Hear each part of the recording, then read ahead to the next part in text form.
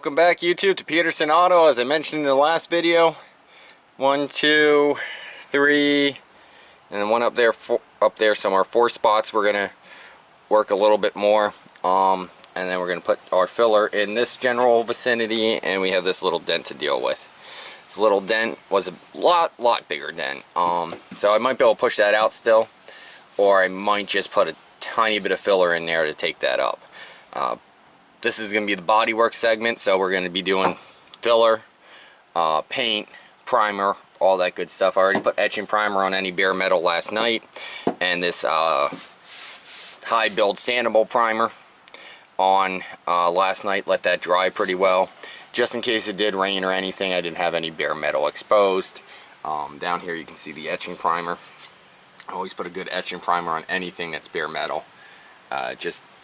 It just seals everything up really well and gives you a good base to bond to. So right now I'm going to get a little sanding done here probably on these miscellaneous spots. I'll zoom in for you there. A little crack. After all this work, that's going to annoy me real bad. Focus. There you go. Yeah, that's going to annoy me real bad. So we're going to get that sanded out. This we're going to get sanded out just so we don't have any future issues. And there's one up on the front too. Down here where we have our patch, we're going to just skim coat with Bondo and call it a day. So I'm going to get a little bit of the sanding done. That's the boring work, and then when we get to mixing the actual mud, the Bondo, I'll show you how that's done. Alright, YouTube, I got my fancy mixing board, which is actually a grew out of a really cheap dresser-like thing. So we're going to use that as our mixing board. If you ever have the opportunity to buy one of these, I would highly recommend it. It's just a paint can opener, but it's so much better than a screwdriver. Let's go in here, put it under the lip, and pop it up. Works for Bondo, works for paint, works for stains. I mean, pretty much anything with that style lid. Whenever you get your hardener here, you know what, let's try to get you a little better view. There you go, now you can see the can. We'll adjust that here later. When you get your hardener, make sure you knead it pretty well. It will separate. So if you knead it, works it around in there, gets it all good. 1 line of hardener to dollop of Bondo is the ratio. I guess the best way would just be to literally show you that. So I got my little metal scrap piece here. I'm using a scooper, cleaned up all the sharp edges, so you're not going to cut yourself and you're not getting shavings in your Bondo. So go ahead and just you know, scoop out a good old dollop or two.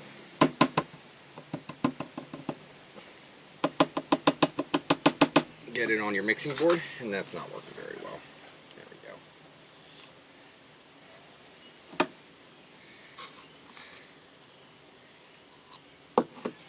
The instructions will usually state 1/2 inch, one and 1/2 inch strip of hardener for every golf ball sized bit of Bondo.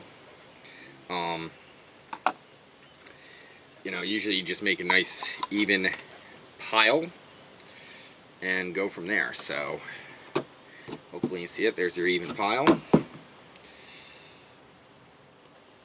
Yeah, my tripod's only 6 inches tall, so hardener could use a little more mixing, I think.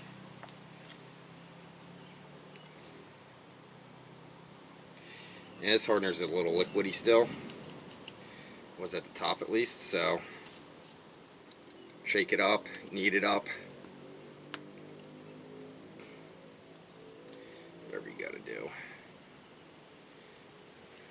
It's probably a little much actually because the big blob in the front, but there you go, you see your line. And you just mix your Bondo.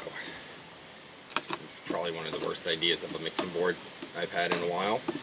Usually use like scrap cardboard or steel, but it seems to be working. And it's actually not sticking very much. You know, cardboard, this stuff will stick really bad too.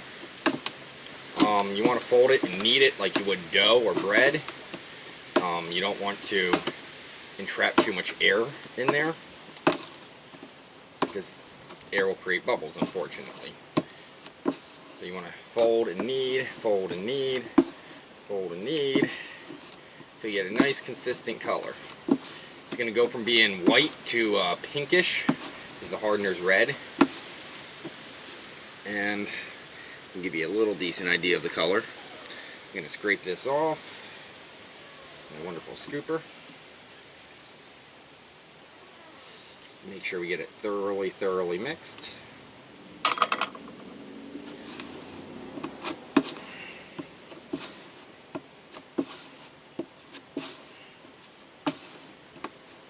You want to make sure it is thoroughly mixed, because if it is not, you will wind up with spots you don't want going on. So, you know, if you have a little white clump or a little red clump's going to harden really fast, and the white clump is not going to harden at all. So, you know, you want to make sure you mix it well. The better you mix it, the better off you are. Less air bubbles, the better off you are. We're just going to take a wee little bit. Hopefully it's out of your view. There's a piece of something that just came there. And usually you work with the curve. A little bit of this I'm going to probably have to do against the curve, just because of where the dents are. You know, the high and low spots, but simple, even pressure. Bend your scraper when you're applying, at least for your filler coats. Anything where you need to fill the dent, bend it like that. It's going to focus it towards the center.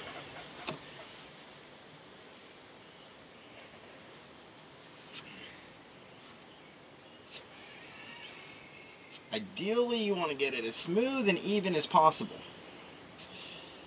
I'm not a bodywork professional. I don't do bodywork for a living. I do mildly enjoy it, but I do it at my own pace, which is usually fairly slow. So with that being said, I could probably never do it for a living. However,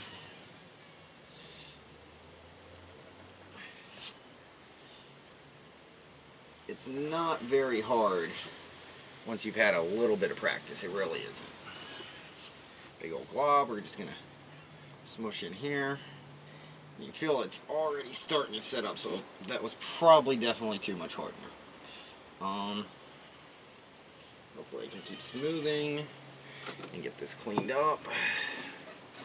Good news is anything other than on the body, like this plastic or if it's raw metal, you can usually just scrape it off. And you know, on the bodywork it's a little harder to do that. And I'm just going to try to take off as much as I can safely of this already halfway set up stuff, because you really don't want that. Alright YouTube, we're back. We have our random orbital sander. I'd usually use a DA air sander. I have that at work. Stick-on pads though. These orbitals actually work just about as good as the DA. They're going to give you a fairly good finish. I actually use this a lot on bodywork. It's about the only reason I use it. But, you know, sometimes you're just doing such a small spot, or you're in a location you don't have air, you're doing a small spot you can't justify breaking out the compressor for, that those become literally a godsend. So, this is starting to tack up. I took a piece of paper, sandpaper, and hit it by hand here quick. Knock down some of the high spots, as you can see. So you don't want to wait super long for Bondo to harden. You know, the can will say something like, you know, it takes 24 hours to fully harden. If you wait that 24 hours, it's going to be hard, really hard, and your sanding is going to take forever, and your paper is going to clog a lot. So usually I just wait until it's still kind of tacky, you know, but it's solid. It's kind of hard to describe. It's one of those things you'll gain a feel for after a couple times, though. 2 or 3 coats, you'll go, oh yeah, huh. This one's where it needs to be. So, you know, I roughly hit it to take down some of the high spots by hand. And that takes, like, here I had a bunch of little, almost like pebbles popping out of it. It wasn't actually pebbles, it was just the Bondo was hardening a little quicker than I wanted it to. So, knocked all those off real quick and easy, knocked off the edges real quick and easy. There's still a little bit built up on the bottom. I'm not worried too much about that. We're going to finish that out with the sander. So it's going to be dusty. Should probably have a respirator on. I'm doing it outside. It's kind of windy today. Hopefully that's good enough. Also, eye protection. Stuff sucks when it gets in your eyes. But again, I'm not good at the whole safety thing, so don't be like me. Here we go.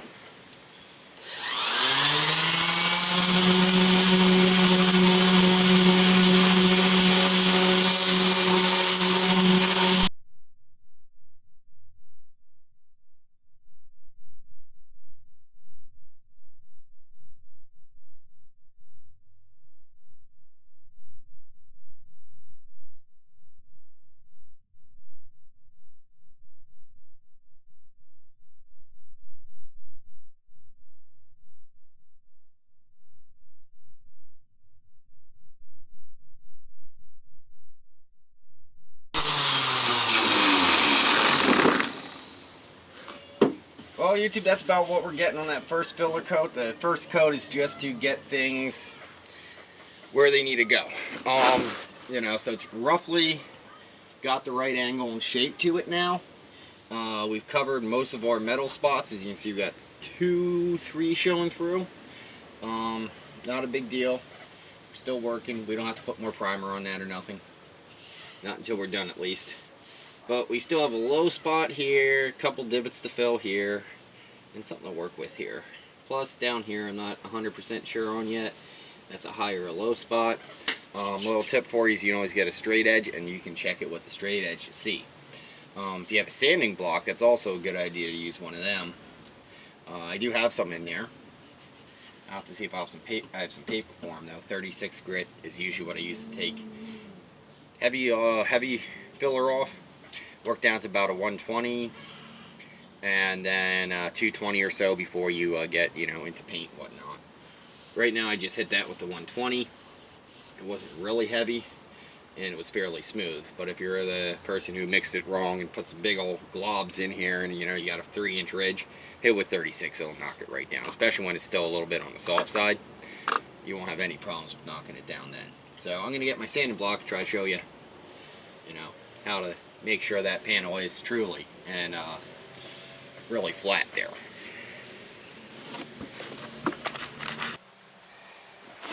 Alright YouTube, this is a Durablock brand sanding block. Top of the line, professionals, choice, perfect blocking tool, yada yada yada. This is a hard one. As you see, it does flex, but not a lot. And when it does, it flexes evenly. So it's great for your larger, flatter panels, and we got the soft block here, which flexes a lot more. And soft block is for your more contoured areas, like maybe up here. But got the Durablock here. Hold it up. Clearly see a low spot there. And again, this panel wasn't perfectly straight, so we might have a high spot here. It's a possibility. Yeah, definitely I'd say that's probably going to be a high spot. We go up here to the body. You can see we have a little gap right in here at the body line that's going to be needing taken care of. And that gap actually goes almost out to here. So we're going to have to add a good bit more filler onto that one. But other than that, it's fairly straight, you know, especially when you have a curve like that. You might want to go ahead and put your, part of the block's a little smushed. Put your block up against like this and see how even your curve is. You can see even when I push the block in, there's still a gap right in there. When we come down here, the whole thing straightens out a good bit more. Now we have a pretty big gap there, you know, a good 1/8 of an inch. Now it's barely any filler there because the way it pushed in. You know, a little more than a 1/4 inch of filler. It's not going to kill me, but it is more than I want, so I'm going to work it a little bit more. See over here, it's nice and smooth and flat. Alright, YouTube, we got it pretty well sanded down. There's a little low here, a little low here, a little low there and there. And a couple little tiny pinholes. So you take your spot putty or your high build primer and you do that. You can see right here how it's different color. That's the first layer. That's your second layer. So we got down to the first layer there. So got down into it a little bit over here. It's a little bit of a low spot which built up. You can kind of see what's going on. So that being said, I'm either going to go find me some spot putty, which I think I have. If I do, we'll put that on. It's pretty much like just the cream hardener of the Bondo as far as what it looks and consistency is. You just squirt it in, smooth it out, let it sit. So if I have spot putty, I'm going to put that on there. If not, couple coats of this high build primer will fill in those tiny little gaps. I mean, you can barely feel them. Well, YouTube, kind of forgot something. This is going the same color scheme as my old Fox body, which from the body molding down was done in all black. So yeah, that's going to be good enough because it's going to be undercoated actually. I kind of like the look of it, and it is, you know, either of them's going to be driven a lot, because why have a car you can't drive? So the you know, undercoating gives a texture to it, so those little bumps won't even be noticeable anymore. So I'm going to call that sanding job pretty good. You can see I hit it with the little bit of sandpaper with the soft block. Found a little high spot I knocked down. We're not going to fill those without spot putty, and I don't have any. So if I had spot putty, I'd go through and hit it with spot putty and, you know, make it all nice and pretty just because. Alright, YouTube, as you can see, we're all masked off here. Kind of struggled with how to give you the best shot on this. I really did. So, you know, you're going to see what you're going to see. I did 4 rows of tape on most of the edges. Wherever I put my tape, here we go. Now the one thing I didn't do is the 4 rows over here. Just to kind of give you an idea, I wiped everything down real well, make sure there's no remaining dust or dirt in the area to be painted and taped. You wipe down the tape, you don't wipe down the tape area like I didn't here, your tape may not stick. Overlapping this enough, that's sticking to itself, so not that big of a deal. Once it cures in a week or 2, we take it to the car wash and wash it all off. But you know, wipe it down. Tack cloth is the proper way to do it. Many times you'll find me just using a nice absorbent paper towel. So now that's all taped up pretty well. Not really worried about that corner because it's inside, you know, it's not going to actually be seen on the outside. I wanted to keep my nice crisp line across here though, which I did. So, you know, up here on the pinstripe, up here on the pinstripe, it still looks good. And everything else is pretty well ready for paint. This is going to be a little bit down here like I said, but I realize it's not worth putting the extra body work into simply because it's going to go black anyway. We got our Duplicolor Perfect Match. Don't actually remember what color this is. The car is electric red. Yes, it's electric red. This paint is not electric red. It's the most maroon red they had when I went. So, as I showed you earlier, it's not a perfect match, but it's better than having brown or pink or rust for now. It's almost bad, YouTube. I forgot to put something over the tire. I got plastic in there, but I don't feel like stopping the video and grabbing it. That'll protect it good enough. These cans, they're like normal spray paint. They don't have a whole lot of overspray. So I'm not too worried about overspray. And again, race car. If I was really worried about it, I'd break out the plastic and plastic the whole rest of the car off, but I ain't. So you start with a nice light coat.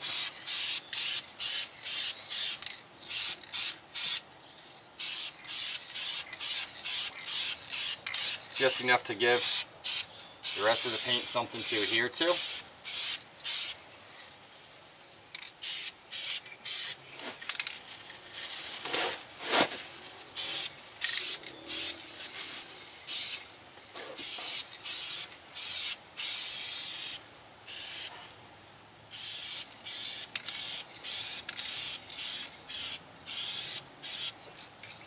And let that tack up for a few minutes.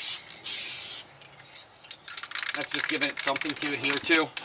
Nice light coat. That's going to bond to what you've already sanded and prepped. That whole area was sanded with 120 and then 220. That whole area I just painted, sanded with 120 and 220. So once this starts to tack up here, usually takes a few minutes to flash off. You can put the next coat of paint on. So we're just going to give another light coat. Little heavier.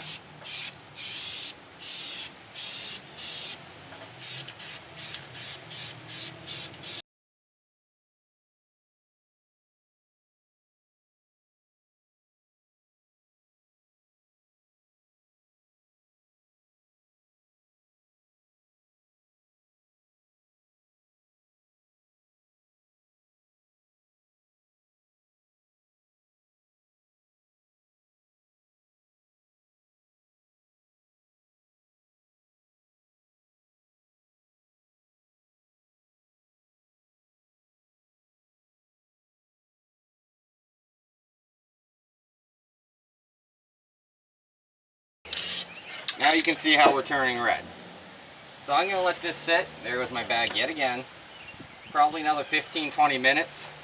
Up here I do have a little more work to hit it on. You know, I don't know if you can even see that on the camera, but right up here by the door it's still a little darker. I'm going to let this sit and see how it comes out, because the 4 coats I put on the front of the car, you can still see through. And I really don't want to put 10 coats on. So I'm going to see how this is going to sit, how it's going to come out. Let it dry up a little bit. You're going to lose some of your sheen. You can already see some of it starting to dry because it's spray paint. Then I'm going to keep putting a couple more coats on. And that last wet heavy coat you saw me do, that's pretty much what you're doing from here on out until you get the color you want. As far as laying the metallics down, metallics aren't too hard. Just keep right to left or up and down. Don't go in random spots. And if you start or stop spraying, make sure you're moving. You know, so I'll start here, you know, start moving, and then when the gun or can gets to here, start spraying, stop over here. You know, that will make sure you don't have any really heavily built up spots that are going to cause drips and runs. Well, YouTube, here we go. Paint's not looking half bad, actually. The color match between here and here is actually pretty close, considering brand new paint on the bottom and, I don't know, 93, so old paint on the top. So it's actually Inferno Red Metallic is the official color of that. Like I said, body moldings down is all going to go black at one day, just like the spoiler. Yes, I painted that while I was at it. So we're going to give you pretty much a good pan shot. Hopefully you can see some reflections.